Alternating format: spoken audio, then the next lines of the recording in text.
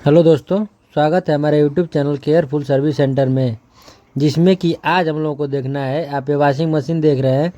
इसमें ये प्रॉब्लम है कि ये मशीन कुछ देर तक चलती है, मतलब थोड़ा सा चलती है, घूमती है। देख सकते हैं यहाँ पे थोड़ा सा घुमा, अब इसके बाद में कुछ नहीं करेगा। इसी प्रकार से ये थोड़ा सा चलती है, फिर घूम जाती है और कुछ देर के बाद इसमें 3E का एरर कोड आ जाता है।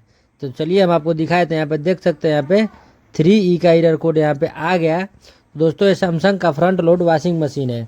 तो अगर दोस्तों आपके मशीन में 3E का एरर कोड आ रहा है तो आप यहाँ पे देख सकते हैं, वॉशिंग मशीन का प्लग निकालें, ड्राइवर, मोटर और कंट्रोल बोर्ड पर वायरिंग हार्नेस कनेक्शन की जांच करें। यदि वायर कनेक्शन ठीक है तो ड्राइवर मोटर या टैकोमीटर, जिसे हॉल सेंसर भी कहा जाता है, को बदलने की आवश्यकता हो सकती है।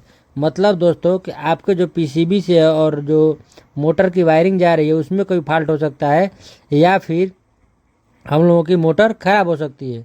तो हम लोग दोस्तों सबसे पहले पीछे की साइड में आएंगे और उसके बाद में हम लोग मोटर को चेक करेंगे। तो चलिए यहाँ पे देख सकते हैं, पीछे का साइड का हमने पैनल खोल लिया है और ये हमारा नीचे की साइड में मोटर है। तो यहाँ पे देख सकते हैं इसका जो ड्रम है वो अभी ठीक है। और उसके बाद में यहाँ पे जो हीटर का जो वायर है उस वायर को हम लोगों को निकाल लेना है। यहाँ पे जो हीटर का वायर लगा है और जो स्क्रू लगा है उसको हम लोगों को निकाल लेना है। और निकालने के बाद में आपको ये मोटर दिखाई देगा। तो 10 नंबर की टी रिंच की मदद से हम लोग को इसको खोल लेना है। यहाँ पे 10 नंबर का टी रिंच लगेगा और इस टी रिंच की मदद से हम लोग को इसको खोल लेना है। और खोलने के बाद हम लोग को मोटर को बाहर निकाल के चेक करना है कि हमारा मोटर सही है कि ख़राब है। तो चलिए हम लोग इस मोटर को बाहर निकाल लेते हैं इस तरह से यहाँ से। तो यहाँ पे देख सकते हैं हम लोग मोटर को बाहर निकाल लिए हैं। और बाहर निकालने के बाद में यहाँ पे देख सकते हैं मोटर कितना जंग खाया हुआ है। यहाँ पे ये मोटर कितना जंग खाया हुआ है, यहाँ पे देख सकते हैं पूरा का पूरा मोटर रस्टी है, यानी मतलब कि मोटर ख़राब हो गया है। तो अब हम लोगों को इसकी जगह पे इस मोटर को हटा करके नया मोटर लगाना है।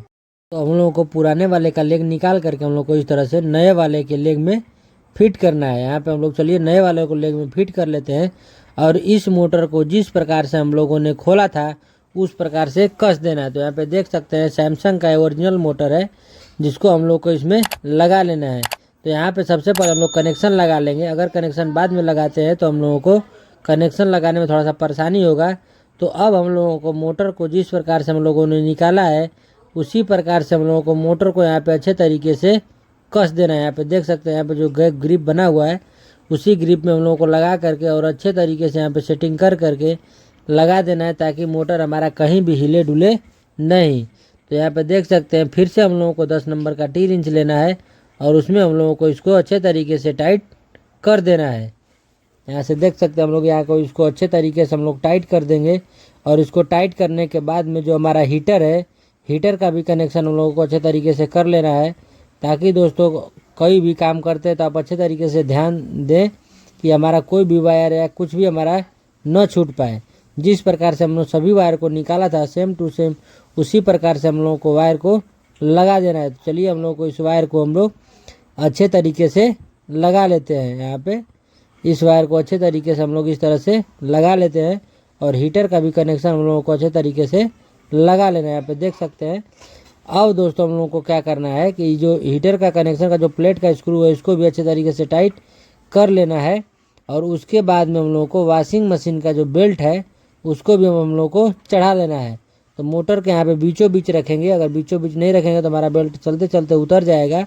तो यहाँ पे मोटर के बीचों बीच एकदम करके इसको बढ़िया से एकदम चिपका करके अच्छे तरीके से लगाना है। और हम लोगों को इसको लगाने के बाद में मशीन को ऑन कर लेना है और ऑन करके एक बार चेक ज़रूर कर लें।